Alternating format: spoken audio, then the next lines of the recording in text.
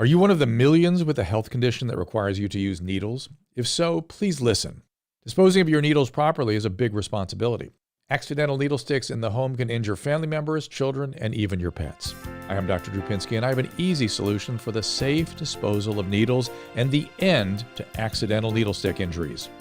You may have heard about Sand Mini. The Sand Mini is the affordable, foolproof way to dispose of needles. It's FDA approved, and with Sand Mini, it is easy. Just insert the needle, press the button, and in seconds, the needle is incinerated. Now you have a needle that is completely safe to discard. No sharp points, no bacteria, germs, or pathogens. Make sure your home and business is sand safe. Every needle, every time. Go online right now and use our special promo code DREW2020 for our best offer ever on the Sand Mini. That's nomoresharps.com, and remember, use my promo code DREW2020 for our special offer.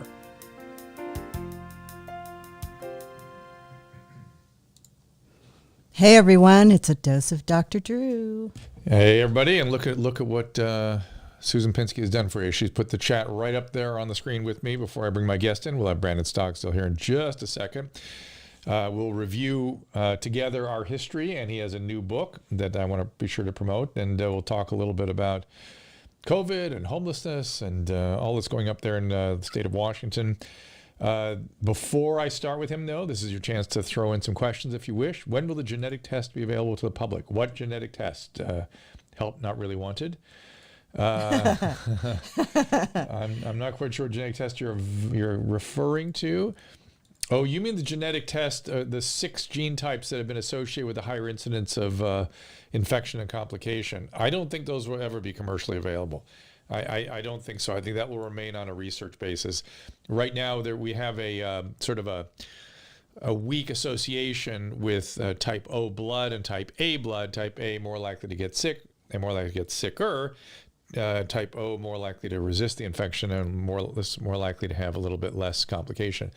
You're asking when am I going to go on Rogan? As soon as he invites me on, I'll be happy to do that. Dash cam videos, state of Washington. We'll talk about that with somebody who's in Washington, Brandon Stogsdill, psychologist, in just a minute. The University of Washington did update their data yesterday, and the best I can do, I can take away from fishing around a little bit on their site, is that generally as we all know, we're in an uptick, but that the uptick seems to suggest that we're kind of plateauing into a sort of a new normal zone of higher levels of overall disease activity, but no exponential takeoff, which I think that is correct. Oxford vaccine is doing really well. Yes, I'd heard that, Andrew, as well. Moderna, they're very excited about, just more and more good information all the time. The New England Journal just published an article with the phase 1 stuff and phase 2 showing the efficacy. And it was interesting that in that study, there was documentation of excessive side effects at a 250 microgram dose, but not an increase in immunological response. So they were able to zero in on the 100 microgram dose as the appropriate dose. Second shutdown, Eric? I don't think so. That would be bizarre. Frankly, I don't see how a second shutdown could be defended, frankly. Am I worried about California? Ashley, I've been worried about California well before COVID hit, so I'm not sure what you're asking about. The rapid test accurate? Rapid tests are not that accurate. There's some scandals out of Florida where they're concerned that they're over-reporting certain testing. I wouldn't make too much of all that. Testing is never perfect.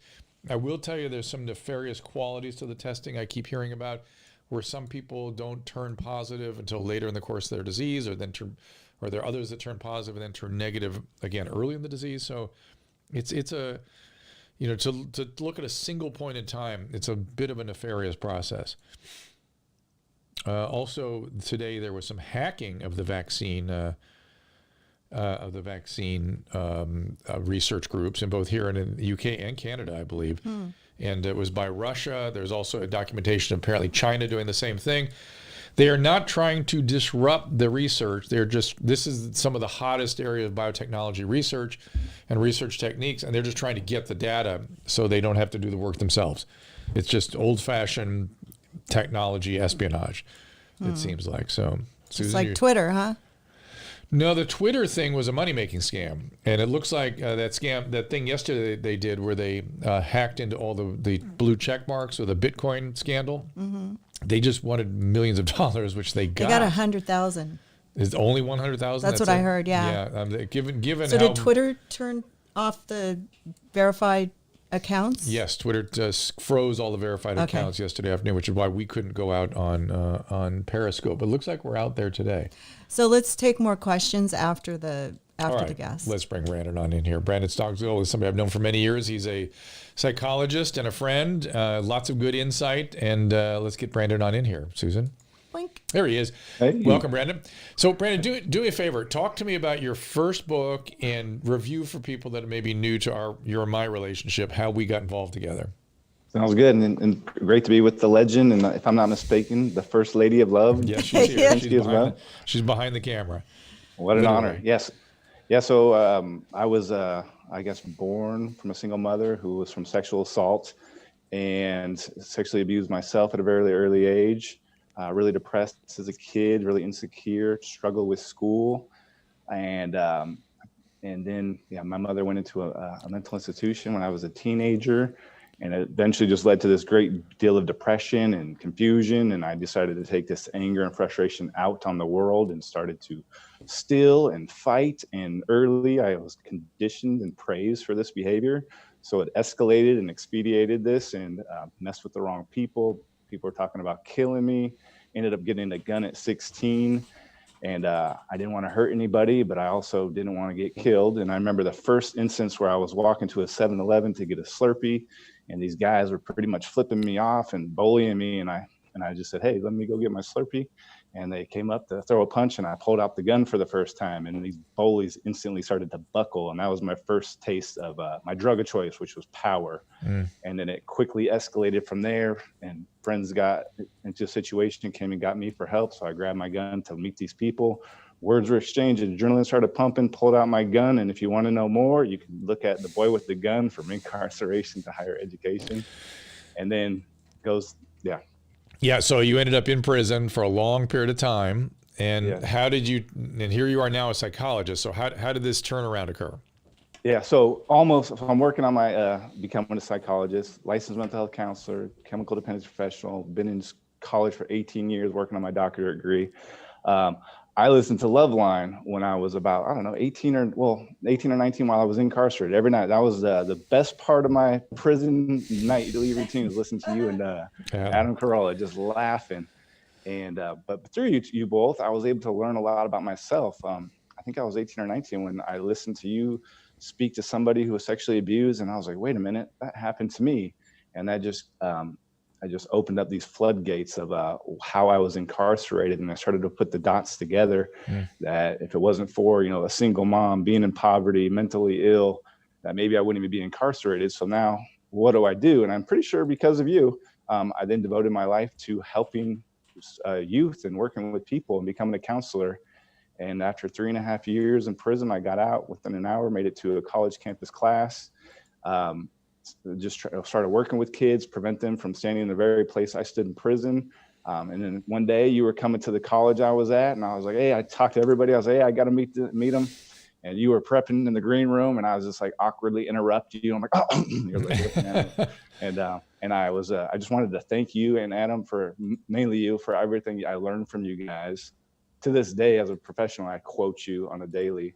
And I wrote a book, and I was like, hey, this is I want you to see how much you've influenced my life, and I'm just grateful.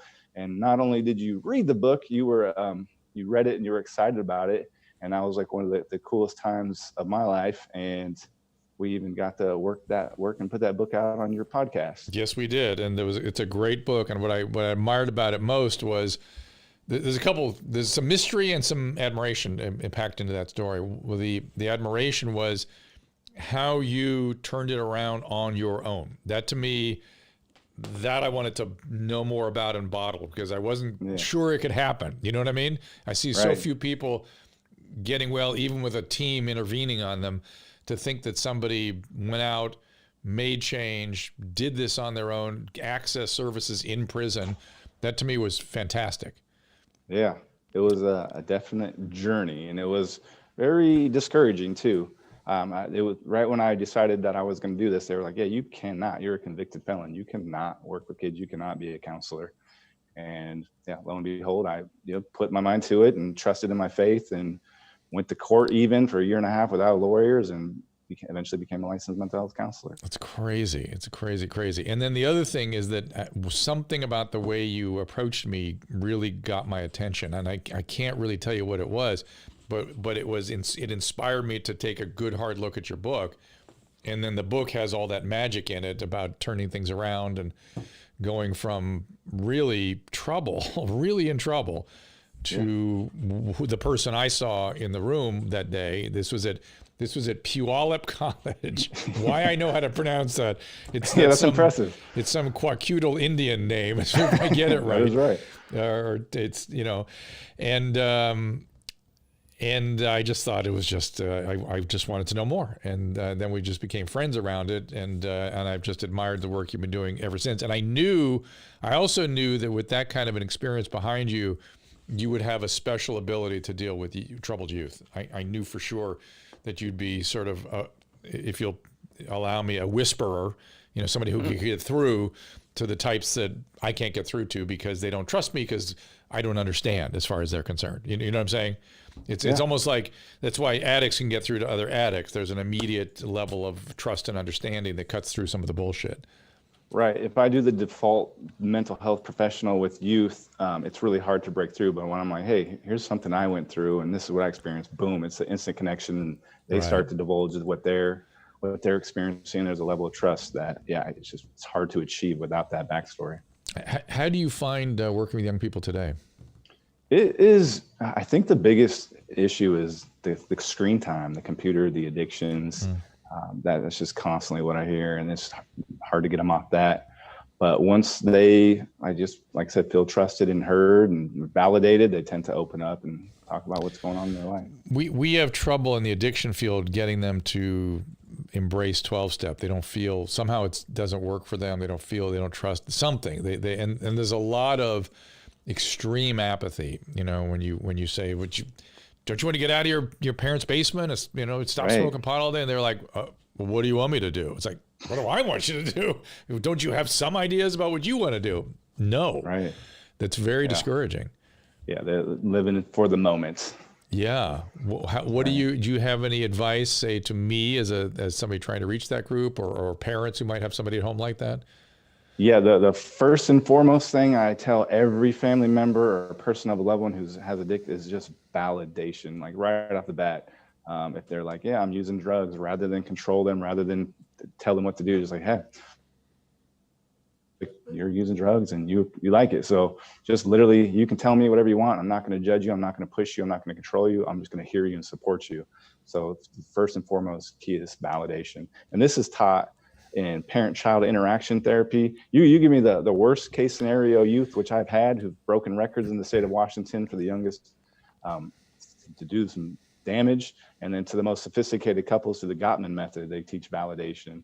And just, well, let me tell you where that gets challenging is that the parent is often, we're talking about opiate use, and the parents are aware how deadly and dangerous that is, so they're approaching their loved one, whomever, with a lot of anxiety about that.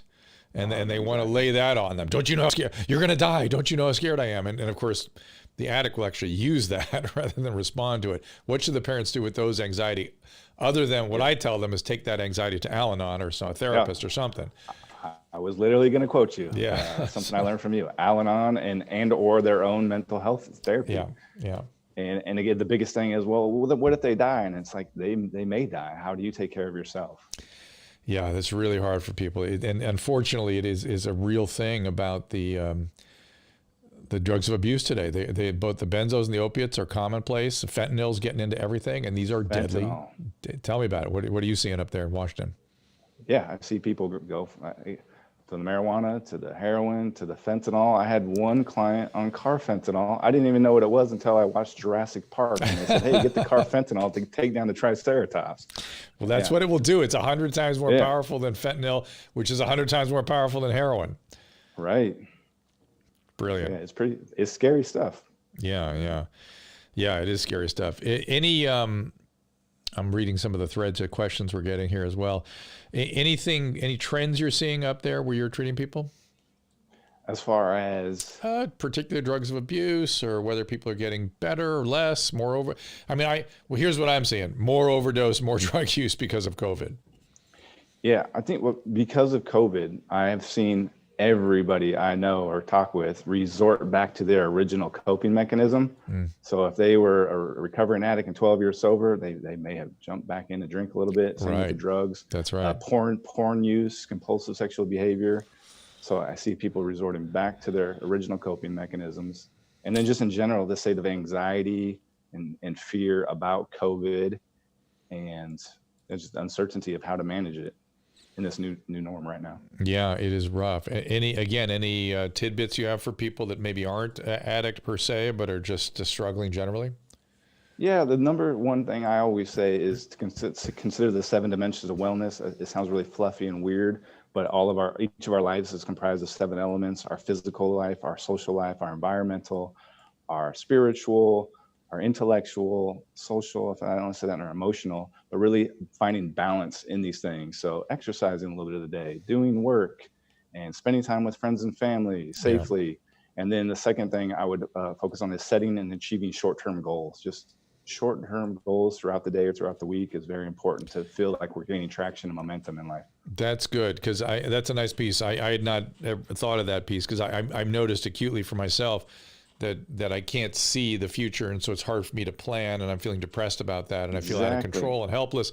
But you're right. The way to combat that is think more in terms of what would like a 12-hour interval, a 2-day interval, or just everyone's different. Yeah, depending on whatever gets you fired up. Right now, I decided 30 days without sugar for the first time in my life. Yeah. Where my wife and I decided to hike every single peak in the Olympic Mountains that we can see from Seattle. So we went on one last week, and so just step by steps. I want to talk to you a little about Seattle. And by the way, good job on the carbohydrates. I was listening to. I'm part of the Prostate Cancer Foundation, and we have these scientific lectures every couple of weeks, and listening to the effects of methylation and carbohydrates, and how methylation opens the DNA and increases the risk for errors. And so I'm a big fan of no carbohydrates. So good for you. Go ahead. And it's tough. Immediately went through withdrawals too. Oh, isn't it crazy? I got really depressed. Isn't it crazy? Did you get the depression, not the desperation, right? The desperation, the preoccupations, the cravings, the irritability, everything. It's just like opiate. It is. It's impressive. So Seattle, what's going on up there? I mean, I know the homeless thing is as bad as down here. That CHOP situation where they took over part of Seattle. What's the sort of general mood up there? What are people doing about it? What's going on? Well, I think you have a loud group and a quiet group. The loud group was part of the protest about Black Lives Matter. And then, of course, the looters, which were either there and just maybe taking advantage of the situation, or just got caught up in the moment of being around that crowd. And then you got another group that decided to take over the city blocks, called it Chaz, then turned into CHOP.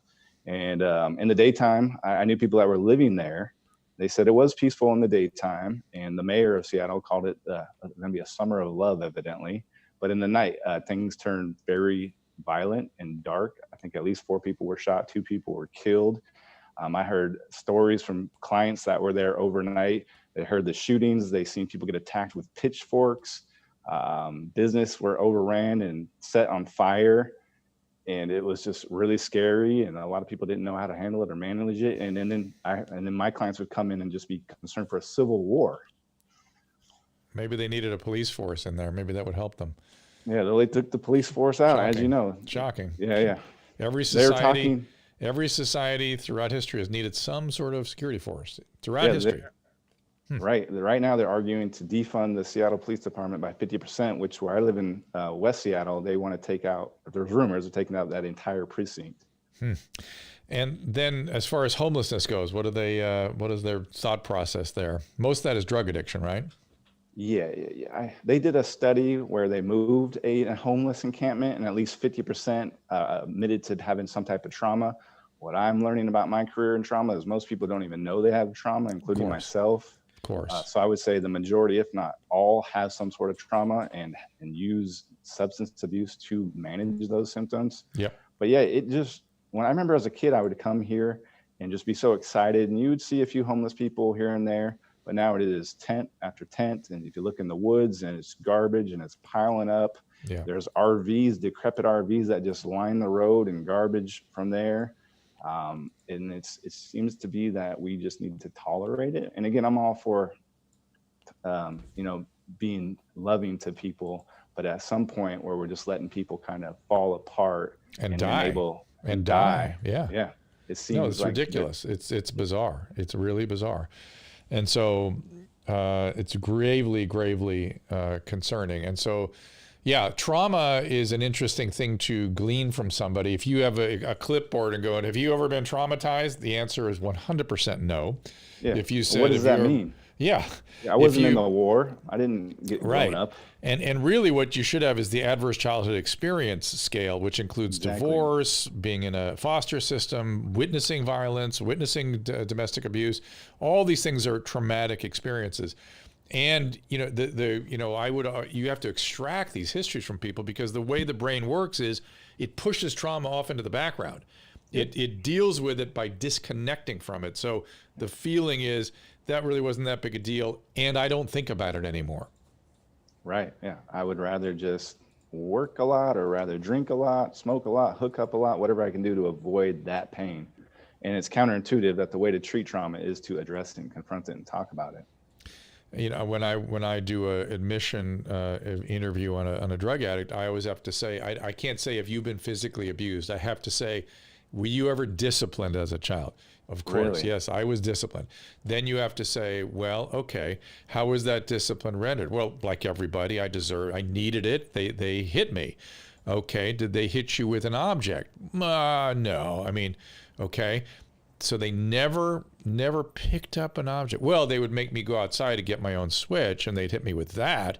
And one time, my mom had an axe one time, and a baseball bat, one time, but no big deal. I mean, this is 100% of my patients. That's how their histories come out, and that's somebody who says, never been traumatized, no big deal.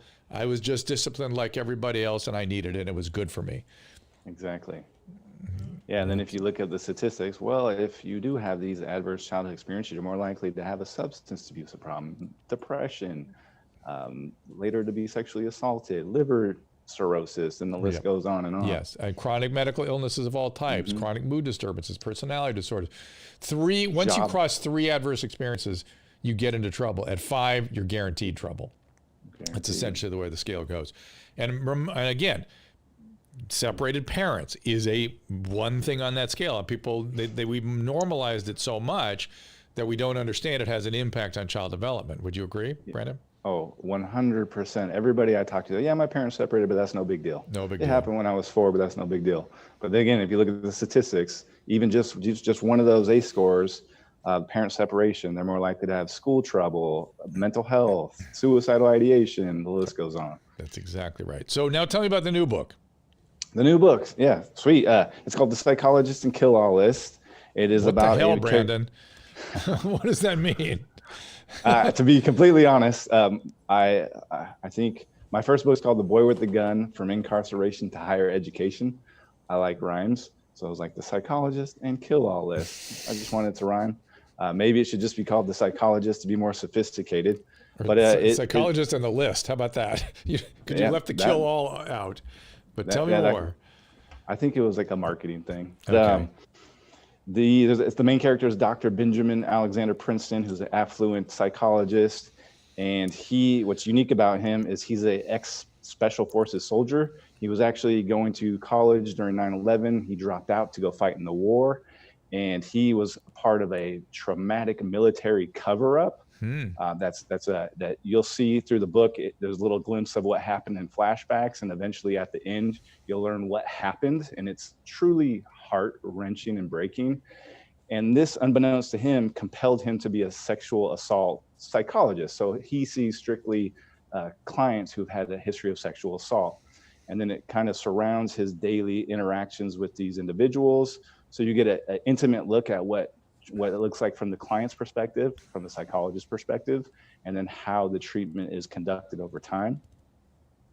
And then he yeah, I guess he has a client who's 12 years old who was sexually molested by her teacher for several years, and it made headline news, and he even commentaried on it for the local news.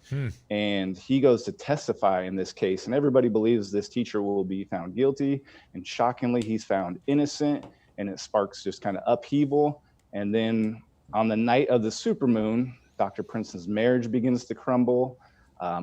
There's a killing, which is the first of many killings to occur that happens on the night of the supermoon, and there's no evidence, no witnesses. Each killing is different from the next, but the one common thread between all murders is the victims are sex offenders. So 3 likely suspects emerge. One is a client of Dr. Princeton, a young teenage, peppy young girl who takes up MMA to deal with her trauma.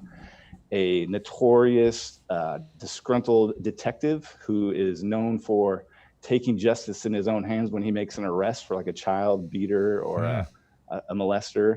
And then the Dr. Princeton himself becomes a suspect as another one of his clients becomes one of her perpetrators becomes the next victim.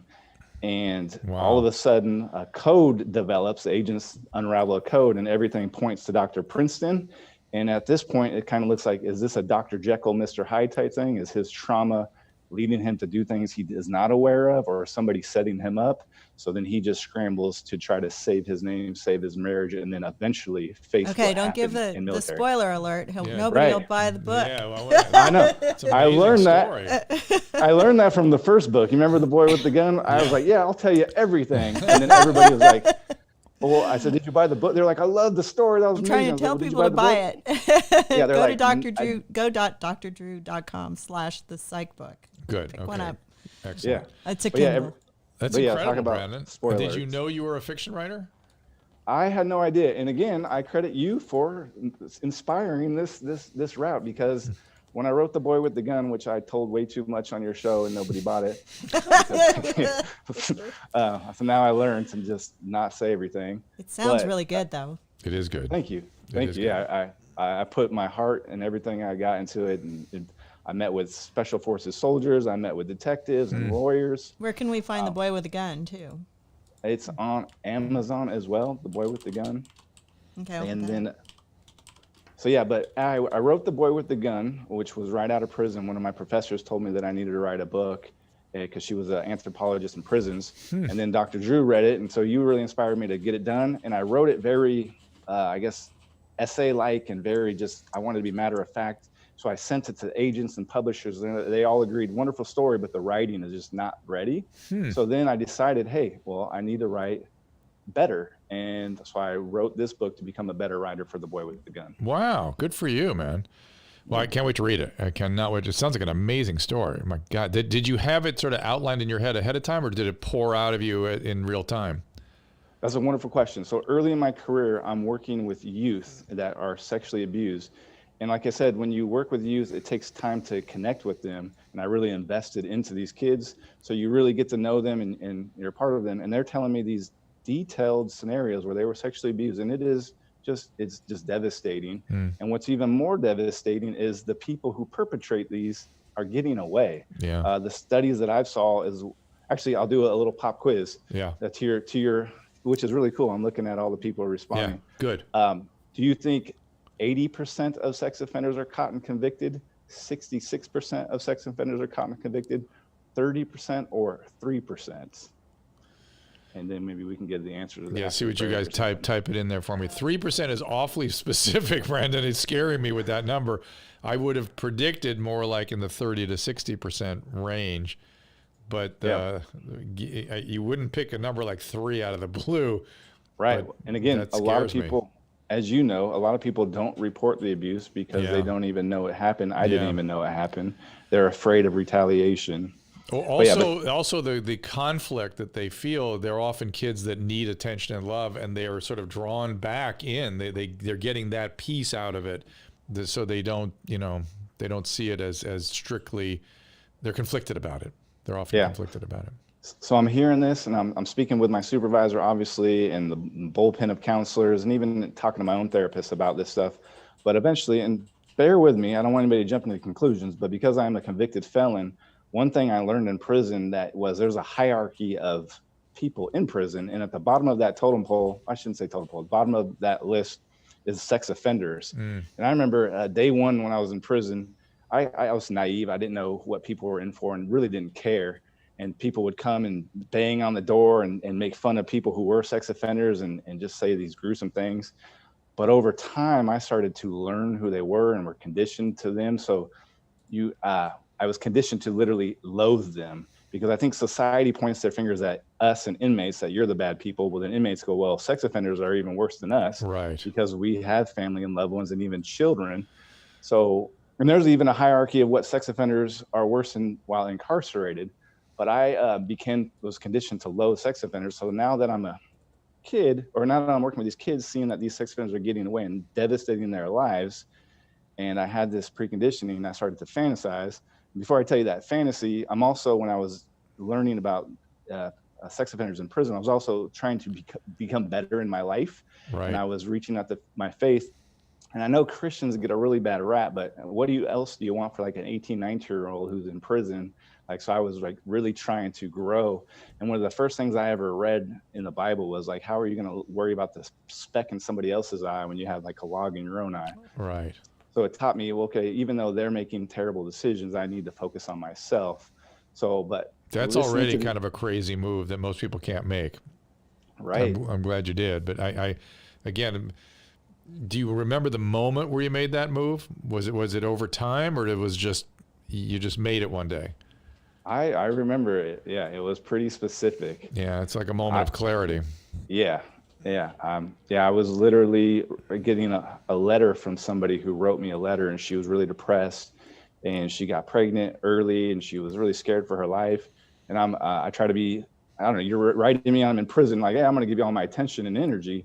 And I was like, well, you know what, maybe this happened in your life so you can realize this, and maybe there's a purpose. And I said, for example, look at me, I'm in prison, and I'm getting an education, and I am working on a business plan. And I literally said, I'm more happier ever than I was on the streets. And then it suddenly just hit me right there. I was like, I don't think it's an accident. This is all happening. And I remember it just kind of hit me, like a tear went down my eye, and I just felt this really warm feeling. And that's kind of when I was like, okay, there has to be something greater to all of this. I'm telling you, it always happens as a result of new or novel interpersonal connectedness. That was something you opened to yourself to in a way that you would not have done before, or you had not done to that point. And you literally, because you're connecting to that person, you see yourself through a new pair of glasses, right? Does that make sense? Yeah, it makes perfect sense. And whenever I study these moments of clarity, I always hear stuff like that. The new relationships, talking to somebody new, something interpersonal happens, and then boom, I see myself as I really am. Right. And to be fair, I mean, that's where kind of consciousness comes from. It's all interpersonal. The self emerges in an interpersonal context. Our ability to see how we're perceived by others allows us to perceive ourselves. It makes perfect sense. I believe consciousness emerges in that context. I don't think you have consciousness without two people. Exactly. I remember you saying that a long time ago, and I didn't understand it. But now what people try to tell me, I'm like, yeah, I started going back to counseling recently for some traumas that I had getting out of prison. And I have been in school for 18 years. I've done counseling around 3 or 4 years myself. And I've been doing this for a decade, but I can't just help and treat myself. And the reason being is if I say something, it does to myself, it's not that powerful. But if I tell somebody else, I can't take that back. Now I am exposed and vulnerable, and that is what really leads to change, what you're talking about. And it's experienced by the other person who metabolizes it and gives it back to you in a changed form.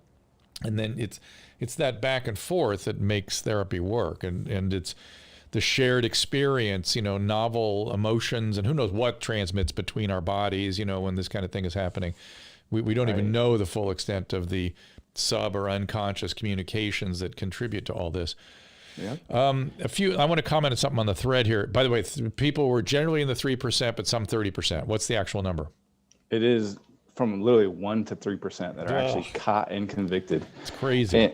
And let me tell you the study that I kind of highlight throughout the book. This is an older study, but they say they studied 126 men who admitted to sexually assaulting somebody, actually raping people.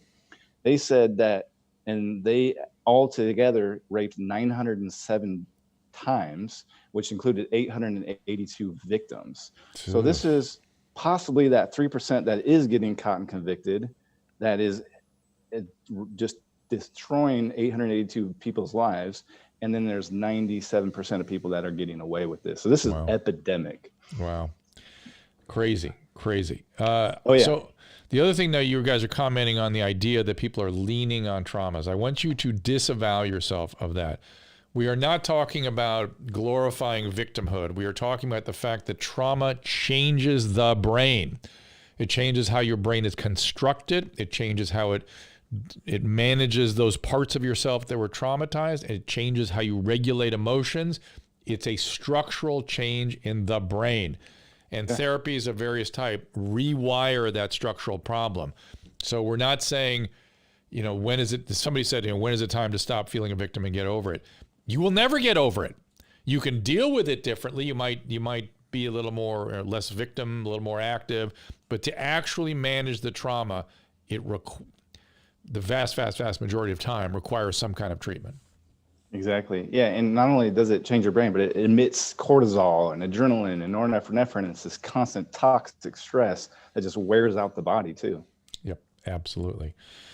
Well, my friend, it's always great to talk to you, and you get better and better all the time. I mean, you really do. I don't know if you're aware of that, but you get more and more extraordinary. Thank you very much. But the last thing I'll say too about why I wrote the book is because I literally fantasized about hurting these people who are hurting my clients.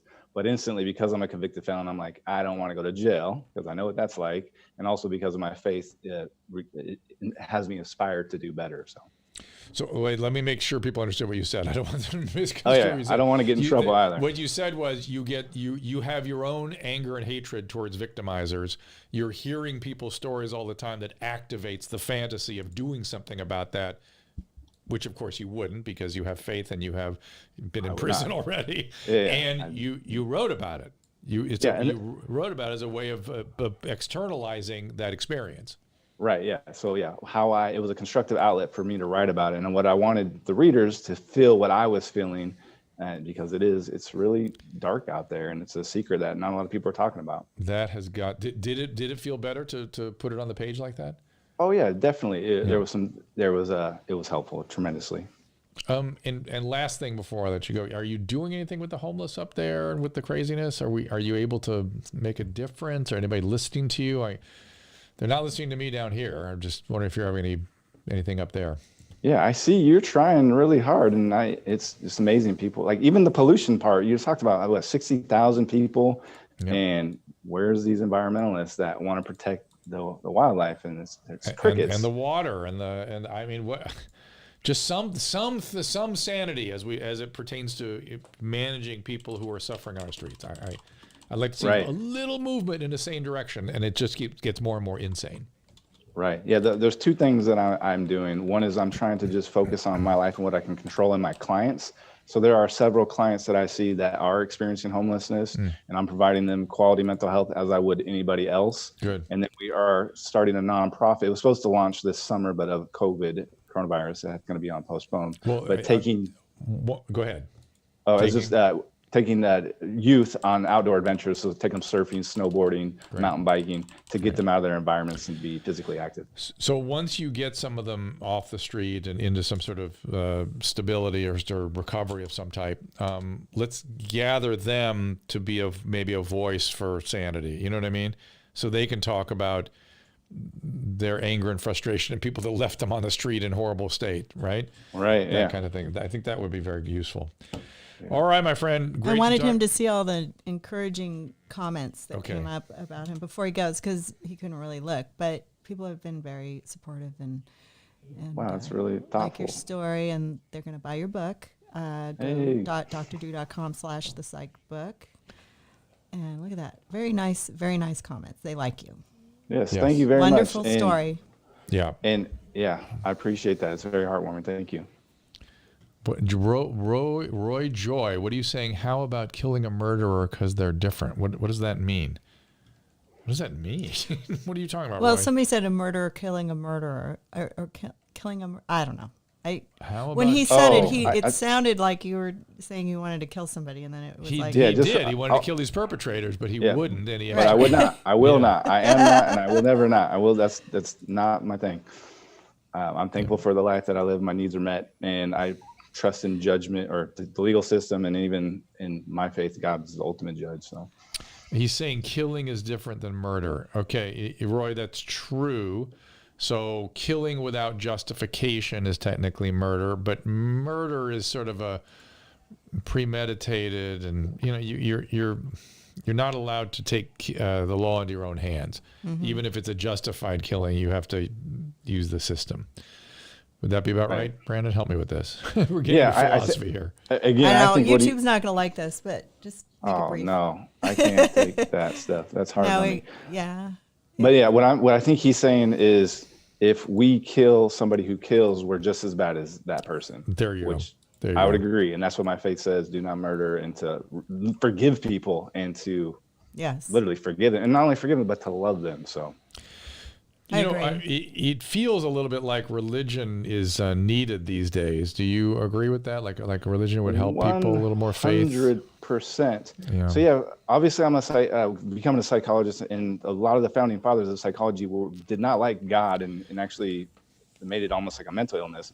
But if you look at the APA today, cultural and faith is a huge part of people's recovery and finding purpose and meaning in life. Yeah. And that is one thing missing. Big time. Yeah, it really feels like that vacuum needs to be. It's getting filled by politics and craziness and social media when it needs to go back to some spirituality, as otherwise, however you conceive of it. Right. I think. All right, Brandon. Thanks as always, and we'll get the book, and I can't wait to read it. And I will talk to you soon, no doubt. Yeah. Thank you, Dr. Drew, and buddy. First Lady of Love. All right, man. Good to see you. Take care. See, Susan, why I like to interview Brandon? Yeah, good one. Yeah, good Okay, one. wait, I have to get the new screen. Okay. All right. Bye, Brandon. So,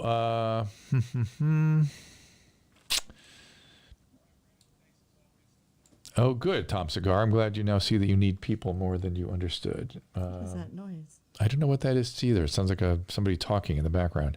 Oh. All right. So do you guys have any questions for me before we wrap on up? We can talk a little bit about the COVID situation. Again, as I said at the beginning, the new data to me just suggests that we are in just a new plateau. We seem to be stabilizing in a range of higher daily case rates and higher hospitalizations, but not taking off exponentially as it could. And it could break out from here, by the way, if we do not pay attention and social distance and wear a mask and do all those things. 225 cases of under age 19 in the state of New Mexico. They don't tell if there's any deaths. I can tell you, Stephen, that the death rate is about 0.3% in that age group. So do your math from that. What did you think about that article about 1/3 of the kids having COVID that were tested? I don't know what to make of that article. It's completely nonsensical. It doesn't say where the testing was done, who's being tested, where this was reported from. It just was just a headline, as always. So as always, whatever you see out there, you've got to read further. You got to figure out. You got to find your own data, because the press will only give you panic porn. Okay. So this study, let's see if I can find it. Let's see. Nearly 1/3 of children tested positive for COVID. And I looked into the doctor that was reporting on it, and she was not a pediatrician. She was a family practitioner. She was speculating about lung damage in asymptomatic children, for which there is no evidence. And no one, 1/3 of what children? It says here, statewide, 31% of 54,000 children tested have been positive, which would be about 20,000. Why were these children tested? It's kind of interesting to ask. Were they having symptoms? Were they asymptomatic? Maybe somebody in their family had it. They had to and there was other data that just came out of Florida today that showed that they were over-reporting positivity rates. So I don't know what to believe. It's really hard to figure out what the data is, particularly coming out of Florida, because people seem to have politicized everything about it. So I don't know what to make of it. I was looking at Texas today, And Texas has about as many people as California, and it's getting into the range of California in terms of the number of cases that they're having. But in California, we are in no panic. We have more cases, we have more hospitalizations, we are handling it no problem. And it's interesting, the LA County Department of Health director yesterday, they asked her, one of the journalists asked her, why, if we have twice the number of hospitalizations, twice the number of cases, why aren't you freaking out the way you did during the early part of the epidemic? And she essentially said, well, we didn't really know what was going on back then. We didn't know what was happening. We had to, act aggressively. And now we know how to handle this thing much better. I thought, nah, that's a fair answer. Okay. Yes, Miriam, that's the article I was just talking about. And that is highly speculative and actually zero evidence in anything she's saying. I don't know why that doctor said what she said, except to say we need more information, which I agree with. All right, it's Alex Berenson in here tomorrow. He is going off on Twitter lately. He really is. He is following the hospitalization rates in Texas, California, Florida, and Arizona. And he will, I guarantee you, have something to say. Susan, we'll bring this article up with him. In fact, why don't you send him this article about a third of cases? Just email it to me. I'll send it. I actually think I did send it to him. I sent it yesterday because you sent this to me yesterday. And I entitled it, "What Do We Do With This?" How should we understand this? So... Andy Al-Kashvili is very excited. Very excited. Well, Alex is an interesting guy. And I also got in touch with Dr. Yo. He's going to come on next week. Oh, yeah, Alex, thank you for that He's my new booker. I like you, Andy. Well, Andy, I don't know if you're still out there. Andy's connecting us with interesting clinicians that are doing interesting work. He got us Dr. Why am I blanking on the guy that does the hydrochloroquine? Zelenko. Dr. Zelenko. This is the aging brain for you. Oh, come on. You have me to back you up with my aging brain. Well, the two together were able to pull I don't know why I get names and you don't. It's so weird. Your frontal lobe's failing, honey. It is, absolutely. Thanks, Steve. Another note about Rogan and myself. I've been listening to a lot of Rogan lately because he just does a great interview. Oh, there's Andrew. He just popped up on the restream. I will ask him about the excess deaths from the CDC. I will ask him about the excess positive rates in children in Florida. All stuff we want to understand. And Alex is in there. Alex is, he is doing what scientists are supposed to do. He's questioning the data. He's looking at it from different angles. And of course, everyone tries to make him a political figure, which he is not. He's a former New York Times reporter, just trying to get people to be sane in their interpretation of data. And they have not been sane. And I can't even tell what's going on anymore. So anyway, Andy Ashkashvili, has been hooking us up with clinicians that are doing interesting research. We're going to talk about some of the more interesting therapeutics coming up with Dr. Yo. I've been reading about that, the CD6 inhibitors. And I have to get back to him. There's a lot of different ideas out there about how to deal with the so-called cytokine activation syndrome. We were calling it the cytokine storm originally. Now it's being called cytokine activation. People call it different things. Some people just call it sepsis still. And all this research is going to move us forward on the treatment of septicemia from bacterial causes as well. I'm sure of that. Okay. Ooh, that's interesting. Red Sox Sarah says, my brother and nephew waited in line to get tested. After hours of waiting, they never got the test. 5 days later, they got a letter saying they were positive for COVID, and they never took the test. That's the kind of shit that's freaking everybody out. Oh, Monica Ricky sent that to me this morning. I forgot about that. This story about my Red phone Sox went Sarah? out today. I had to reboot it and redo all this stuff, so I spent all the morning doing that. I'm sorry I didn't have that on my radar, Monica. Oh my God, Monica, you too. Same thing. Friend told me, Ms. Monica Ricci, 3 employees of the same company in Florida went to get tested, signed in, waited 3.5 hours, got frustrated and left without being tested. All 3 got positive results. That's BS. Woo, that is some crazy stuff, guys. That's making the numbers go up. So tune in tomorrow and you give those stories to Alex Berenson when he comes in here tomorrow. He will love that stuff. We need to do a press release on that. Well, what do we think? We have 2 stories here. That's Monica and Red Sox Sarah, can we substantiate those stories some way? Can you maybe give us the positive letters? And I don't want to out anybody's HIPAA, but maybe we can black out their names and talk about the fact that these are tests. We're not connected to real people. It's really crazy. And we could publish something like that. So that's the kind of craziness that's out there, everybody. That's why I look at every headline and just try to figure it out. And because you really can't. You can't figure out what's going on unless you really look carefully at the data. Somebody asked how Paulina is, and she's fine, but she texted me at 7:30 in the morning or 7 in the morning and said she might want to buy a car. She texted you just now and said something totally different. In the morning. Oh, so she changed it? Why don't you look at the text right now? Okay, she changed her mind? Take the looks right now. Uh-oh, what happened? Are you reading? Uh-oh. She lost it. Paulina's our daughter. She's not teaching in the fall. Oh. Mm-hmm. Well, she'll get another job. Something good will come. Anybody want to hire a teacher in New York? I think she could do a lot of coaching because she's an extraordinary writer. And she hated that job. Yeah, but she can do a lot of that. Well, she'll be okay. Wow, that was really What good do I think about the vaccine the news has been talking about? Eric Peterson, I love it. The technology is extraordinary. The biology is clear and works, and I've signed up to be on the phase 3 clinical trial for that vaccine. I want it immediately. I want to be a human subject. I can't get it fast enough. They've thankfully zeroed in on the correct dose. In phase 1 and phase 2, they were using both 100 micrograms and 250 micrograms. The 250 actually caused people to get kind of ill. They had like a little immune reaction. And the 100, they didn't have any reaction, and they both had the same immunological response. So 100 micrograms it is. I'll take it. I will take it now. Okay, let me wrap everything up, guys. We appreciate you being here. Tomorrow, Alex Berenson. So bring your questions and bring your stories. And your love and your kisses and your... There he is. Reporting truth about COVID-19. Tell your friends. Tell a friend. I bet he's got part 2 underway because he's been, as Andy pointed out, he has been going off on And you Twitter want to lately. take calls, right? Or should we just... Yeah, take some calls. In fact, he went too far on Twitter today. Andrew Askashvili, I don't know if you saw, I retweeted one of his things with a comment because he actually went too far. He, see if I can find my comment even.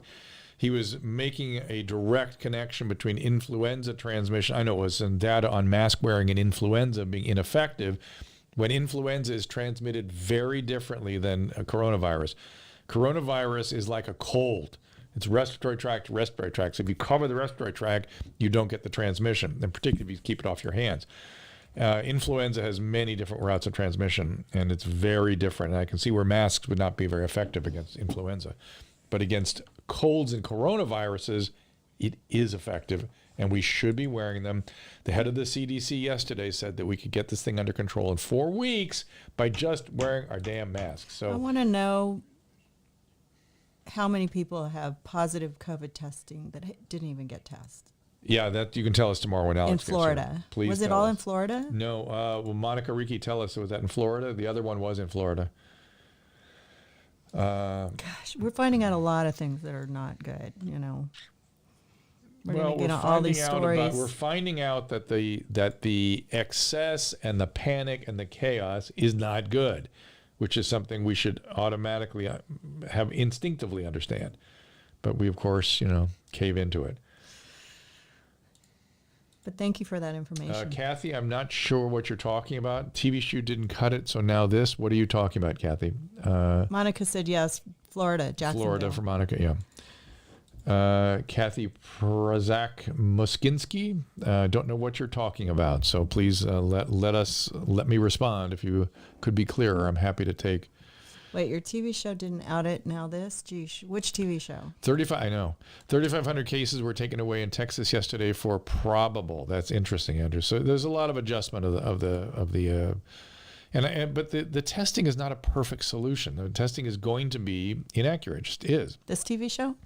I don't know what she's talking about. VoxLA.com/live. I don't know if she's talking about that. I don't know if she's talking about. Well, TV shows, it's a lot harder to get into issues and talk about things. Yeah. Because you got that show's 30 minutes long, and it's all segment produced and has only a limited time on each topic. So if you mean the news, then clearly it's not the same as a podcast. Erwin goes, a serious question. How do you look younger than you did 10 years ago? Erwin, thank you for that question. Good lighting. Whenever anybody asks me that question, I just think, could it be that true Nige? Because I've been taking that true every time. No, you do look good this week. I feel tired today. You also got a good haircut. You got a good haircut, yeah, but I feel tired. That's over. You're going to start people getting say that, hairy I just again. think true Nige should do that. Maybe Yeah. it's doing it. So I'm just saying. I don't know. I feel pretty good right now. Like, I feel healthy. Like, I'm thinking. Tom should Cigar, have more really problems. interesting point. And Tom Cigar, very astute statement. He says, I'm starting to understand Obama's handling of H1N1 more and more. Yes, I would not be critical of the Obama administration's handling of H1N1. I thought they did a decent job. They should have heated it up a little bit, because by the time I got it, I was barely hearing about it, and I actually was sick with it, and was seeing patients with it, and it was sort of barely in the zeitgeist. It would have been better if people had it more top of mind. But to not create a panic was absolutely the right move. And let's remember, H1N1 in 2009 was a more severe illness than this one. It killed 20 to 40-year-old. It killed 600,000 people, infected somewhere between 500 million and 1 billion with a B. And we barely knew it happened, and then they put the H1N1 into the flu vaccine, and that's the end of that. But here we are. This is different. Don't get me wrong. This is different. It is more infectious. It needs a different kind of attention and more attention. But the extreme panic porn we are into is what I'm concerned with. And now to the point where the testing is becoming questionable, because people are breathlessly running to report positive tests to people who didn't even get a test. That's pretty crazy. All right.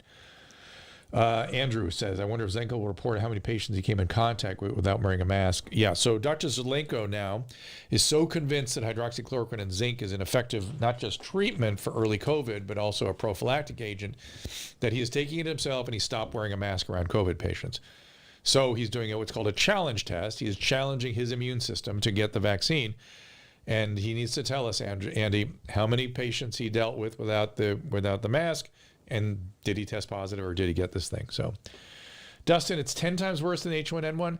It's 10 times more contagious than H1N1. It's more, has a higher fatality rate in different age groups. But in 20 to 40-year-olds, H1N1 was a lot worse. So it depends on what you're looking at. I mean, you're trying to measure. We're not measuring apples and apples here. So it's a reasonable statement to say it's a lot more infectious. It's reasonable to say it's a lot more dangerous to older people. That is a reasonable statement. Okay. Well, Tom Cigar, I'm on Fox 11 every night at 7 o'clock. That is mainstream media, but it's local news. And local news, I don't know if you guys are aware, but local news has had a renaissance lately because of all the craziness in cable news. There's my partner and I on to do the 7 o'clock report. You look so big next to him. It's a good banner. It's a good story. It's a good program, and it's local news is actually doing a better job than national news and cable news, and so people are watching a lot of local news, and I'm happy to be a part of that. Well, whenever there's a disaster, that's where you go. Maybe we can do a double vaccine for COVID and the flu. Absolutely, Eric. That will be part of the that I could see that being part of a vaccine profile. Before this all hit, we have a friend, Colleen Williams. She's like the #1 KBC broadcaster. KNBC. KNBC broadcaster, and it was kind of slow news in September, and she was kind of whining about it, and I said, you need an earthquake or some kind of, we need we need something for you to just get energized before again. This. Or we need another fire. Boy. It's like because in between, when it's slow news, which it was pretty much mostly impeachment news, but it was like you have to be careful what you wish for. That's true. Put it that way. Greg, thank you for that feedback. We originally started doing this stream during the sort of the fog of war of the early lockdowns, because we felt people were freaking out, and we had to try to provide them some information and a place to kind of come and calm down. And I said back in those days that I felt like the French Resistance, broadcasting from somebody's basement. It was Susan's idea to do this. And we started Ask Dr. Drew to do a podcast live stream, which, we started building in July, and we got it going in October. And then Caleb got so sick, he was in the hospital for like 3 weeks, and I was like, well, I got to figure out how to use this machine. So I taught myself how to use the OBS studio, and it's been really fun, But we're still doing the Ask Dr. Drew. He's better now. He had his Caleb's better. Yeah, he had a terrible surgery, but Yeah. he's fine now. Yeah. But he's setting up the Patreon, and we're gonna do more Ask Dr. Drew's coming up, and this has just become sort of a fun side job for me. Well, it became a useful thing. We thought we enjoyed doing for people, and we enjoyed Right. doing Well, it, so. it started out as not doing the podcast. And at so- first we were like not even doing it every day, and then we got kind of addicted to it a little bit. And you can find Ask Or Dr. used Drew to in it. podcast form. We haven't made Dose of Dr. Drew podcast because it just takes a lot of extra time and energy, and I have to edit, and it's just find it on our platforms. Somebody wants a little Scott Adams in here who does come on the stream once in a while. We'll try I've been talking to him, and Okay. he's getting married. he So got married 2 days ago. when I Yeah. asked him to come, he Yeah. said, "I'm getting married. I have to focus." And I go, "How's the first week of August?" He said, "I'm getting an operation." And so like mid-August, he might Great. be out. Great. So he's been on my radar. So, oh boy, dead yes smiling? Dead yes smiling. Great question. Thoughts on the non-lethal effects of the virus? So if you look back to the 1918 flu, the aftermath of the virus, there was huge amounts of neuropsychiatric problems. Neurasthenia, fatigue, sleep disturbances, depression, anxiety disturbances, both from the injury of the virus and how much it disrupted people's lives and the economy. Thought disturbances, schizophreniform reactions. In fact, Dr. Menninger, one of the most famous psychiatrists of the 20th century, thought that it was causing schizophrenia, the 1918 flu. So brain effects, peripheral neuropathy, we're going to see lots of that after this virus. Lung effects, we don't fully know yet what the lung recovers after the insult that this thing causes. We know its primary thing is the lung. It hurts the lung, and it causes inflammation in the lung, and the air sacs get full of fluid, and people desaturate and they can't oxygenate. So we know that. Heart, there's a lot of confusion about the heart effects. The prevailing wisdom is that it infects the heart and causes a myocarditis. We don't know if that's true or not, or if that is really just the result of the generalized septicemia caused by it. But yes, there's lots of heart stuff that if you get into it, if you get an inflammatory problem in the heart, it can affect the muscle function, though I have not personally seen any cardiomyopathies, which is what that is, following it. So I'm guessing that if you make it through, the heart part pretty much recovers.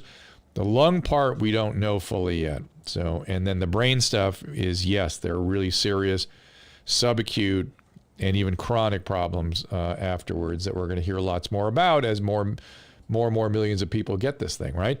I mean, if let's say the incidence of something we used to call neurasthenia, now you call it chronic fatigue or fibromyalgia, that kind of thing, we're going to see a lot of that.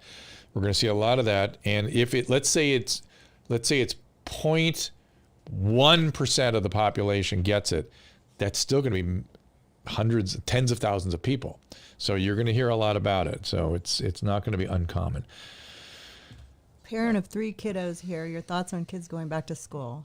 God God bless you. I've said repeatedly, listen to the American Academy of Pediatrics. That's where I'm following. I talked to a woman from AT&T in Missouri, or not Missouri, somewhere, and Memphis, and she said that their kids were going to be get to go to school a couple days a week, and then so that they can socialize, but then have 3 days off and homeschool. Right. So I think that's a good idea. I don't mind that mixed thing, but not going to school will for sure have socio-emotional cognitive effects on children. And teachers are striking. They don't want to go back to school. For sure. So we need to hasten the return to school, but we have to do it safely. Mm-hmm. I'm looking to the American Academy of Pediatrics, and I'm looking to Dr. Fauci, as I always do. If they conflict, go with Dr. Fauci. It may depend on the area, too. Go with Dr. Fauci if there's conflict. Okay, guys, I think, let me look at those last minute questions here. Need open air classrooms. Yeah, outdoor. Well, Santa Ana here in Orange County was set up to do stuff outdoors, and that would have been awesome. They could just use big tent awnings and put them outside just so the air could breeze through. Justin, I bet Like the the HIV graduations. pandemic was scarier than the COVID-19 virus. It wasn't. It was very different, right? I mean, I was very involved in treating AIDS patients for a decade. It was extremely sad for people that got the thing because there was not a lot we could do about it back in the 80s and early 90s. But you could it wasn't like getting out in the world was going to give you AIDS. You had to have sex with somebody, and that could be avoided, and you could still go on with your life. So, and then the whole idea of wearing a condom meant that you could even have the sex and do so safely. In a way, the mask is the same thing now, but it's a constant thing rather than just, occasional use. That's what's hard about it. Okay, you guys, thank you again. We appreciate you being here. Thank you, Jeans. Thank you, mommies. Keep it high and tight. To those of you that are After Dark fans and from your mom's house. Anything else? Yes, I treated lots of AIDS, downtown trash. I'm an internist, and I was teaching internal medicine at the time. And I worked at a large county hospital where we had AIDS wards. I worked on AIDS wards for years. And it was either in the oncology ward or in the infectious disease wards. We were just filled with HIV and AIDS. And it was the saddest thing. It was one of the saddest things. When early in my career, when I first started treating AIDS patients, they would come in with their first episode of pneumocystis pneumonia. I would sit them down and I would say, you have 6 months to live. And I was never wrong. Yeah. Eric Higa, not quite sure what you're referring to there. AIDS was stressful, Tom Cigar. Yep. Oh, you test it all the time. Why would somebody say 1,000 years from now a man will be studying the sick mind of Dr. Drew? That's Periscope likes to be kind of well. Maybe you can tell us what he means. Dickheads, quite frankly. So I just want to getting shout kids out back to school. Periscope. Wait, Antoinette. It's not funny. I mentioned nothing about getting kids back to school. Did I not just go through an entire explanation about the American Academy of Pediatrics and Dr. Fauci's recommendations and what safe school looks like and what you ought to do? So I'll do it again, but please do listen this time, okay? That the American Academy of Pediatrics has come down very strongly in favor of hastening return to school. They're saying that if you do not do it, that there will be cognitive, social, and emotional effects on children that will possibly be worse than any potential infectious problem with COVID. They are advocating you do so safely, and they're leaving that up to local public health and county public health and school boards. Dr. Fauci was a little more circumspect in some of what I heard him say. And what I'm telling you is listen to the American Academy of Pediatrics, listen to Dr. Fauci. If they conflict, go with Dr. Fauci. He is the more conservative opinion, and he makes sure that people make it through okay. Is there something more you'd like me to say about returning to school? I'm not sure. We also talked about... I feel sorry for parents. We also talked about distancing and masks and outdoor and going home part of the time. I don't know what more you'd like us to talk about, so please... my daughter just said, how is she going to get a job teaching, homeschooling people? I said, maybe call some of the local schools and see if they need teachers, Right. You sign up she would sign up as there's organizations that do that, right? Oh, yeah. Good ones. I mean, she can teach English. She's a writer. She's done it before. She's helped kids write their applications for college but I don't know. It's a bummer when you lose a job when you're comfortable, So anyways, I hope she gets a better job. Let's just hope. Everybody pray for my daughter. Some of the things you guys are saying here, I'm having trouble deciphering. Things like all masks have cloth. I don't know why. Hollis, thank you that you heard me. I appreciate that. I did not. It's always frustrating when you go through something and have to repeat it and then are accused of not doing something that you've just done. That can be frustrating. Is there a study of UV light use? 20 seconds over to sterilize the surface. I am looking for good studies to recommend to everybody. Just before we got on the air, I was looking for some of those, so I'll try to come up with something like that. Eric, in what sense am I not practicing medicine, except that's what I do every day? I was just doing it before we went on the air here, in fact. I would love to hear your Mr. Higa, H-I-G-A. What exactly you're talking about. If I go on Rogan, he gives you a COVID test before coming in. That's good. He does? That's what I'd heard. That's... How quick of a turnaround do you get? Would I go to the beach right now? Yes, I do plan to go to the beach this weekend. Wait, how quick is a turnaround? I don't know. I imagine 2 days, 3 days. And so you have to get the test. I have to get a test this weekend because I'm filming something next week. They're requiring me to do it. Yay. Yeah. I called about the grid, HIV AIDS, no help, vilified for trying to control it. Hollis Patrick, you called back about HIV and AIDS back in the day. Is that what you're saying? Andrew said immediate turnaround, Susan. Really? Is Can he? we get those tests? Andy, is it a cartridge test or something he's able I to want do? to test everybody in our Again, family. those seem relatively inaccurate, but okay. Okay. Shauna, this should be good for all surfaces as far as I know, but again, let me get the data first. Busting trolls got me hot. Somebody's been busting trolls. Good. Dr. Hotez predicts mass immunization by next summer. Yeah, George, he is saying that at the earliest. And Hotez is a famous vaccine researcher who is conservative. He's very interested in there being no effect so people don't sort of push back on the vaccine. I'm saying that I bet you that they will offer it to people who are aggressive like myself and want to get it before it's How safety does has been Rogan fully have a established. test for COVID and we don't? I don't know. My daughter's calling. I don't know. Okay, so let's wrap everybody up here. Thank you all for being here. Thank you all for being part of this. Those of you that were trolling, you didn't answer my questions, so I can't do it. I can't address your criticisms unless you give me a chance to answer them and be specific about what they actually are. I'm just looking at your comments before we wrap up. Susan, we're gonna have to wrap this thing up.